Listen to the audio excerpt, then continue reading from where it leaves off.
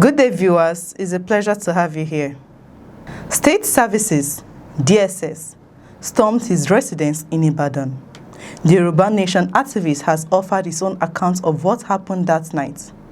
Speaking during a visit by Muslim delegation to his home, Igboho claimed he never left the house during the operation, despite widespread speculation and conflicting reports that followed the raid.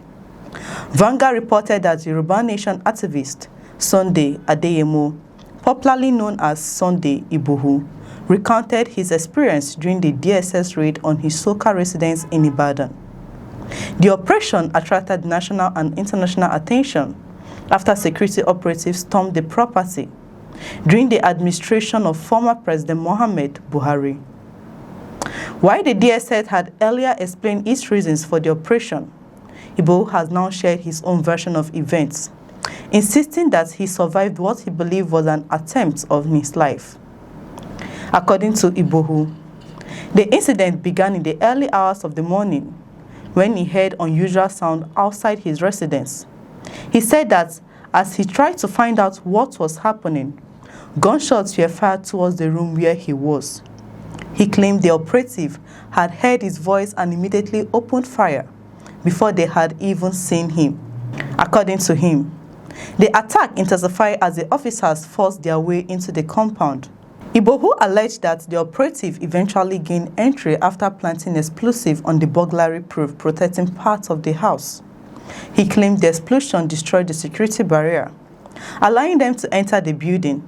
At the time, he said he had been asleep and was not fully dressed, but quickly put on a pair of jeans and a shirt after realizing that heavily armed security personnel had entered the compound.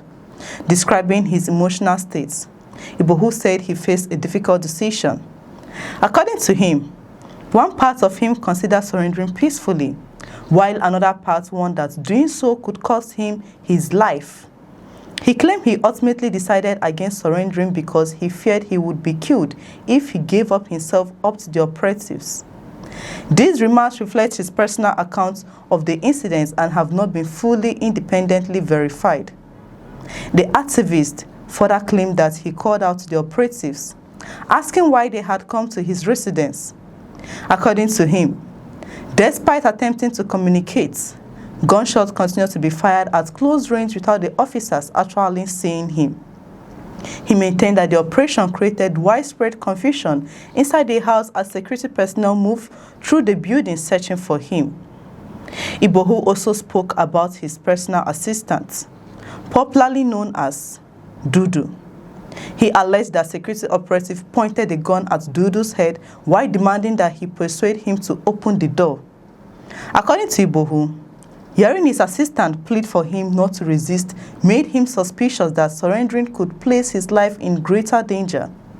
He claimed the officers eventually forced the door open after failing to get him to respond.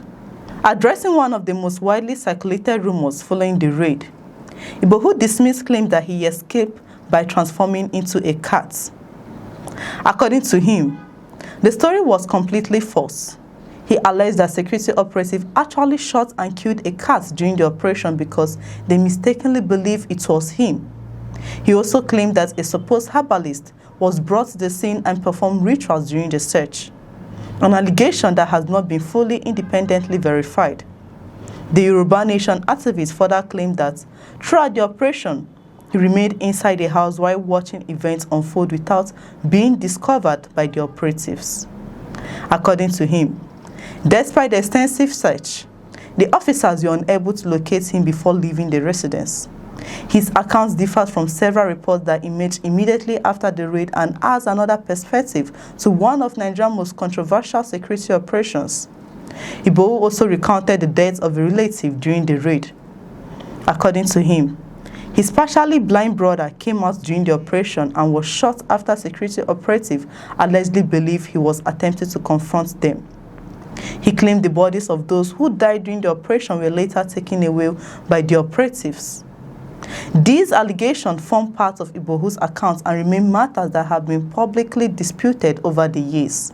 Reflecting on how he survived, Igboho attributed his escape to divine intervention. He said Muslim clerics had previously visited his residence to pray for him after claiming they have foresaw danger ahead. According to him, those prayers ultimately protected him during the operation and enabled him to survive the raid despite the intensity of the gunfire and destruction inside the house. The raid on Sunday Igboho's residence remains one of the most discussed security operations in recent Nigerian history. At the time, the DSS announced that the operation was carried out based on intelligence and accused the activists of offenses relating to the recovery of weapons and other security concerns. Igboho and his supporters have consistently disputed those allegations, while legal proceedings connected to the incident have continued over the years. The latest remarks by Sunday Igboho provide his personal account of the events surrounding the raid. As with many high-profile security operations, differing versions of what happened have continued to generate debate among Nigerians.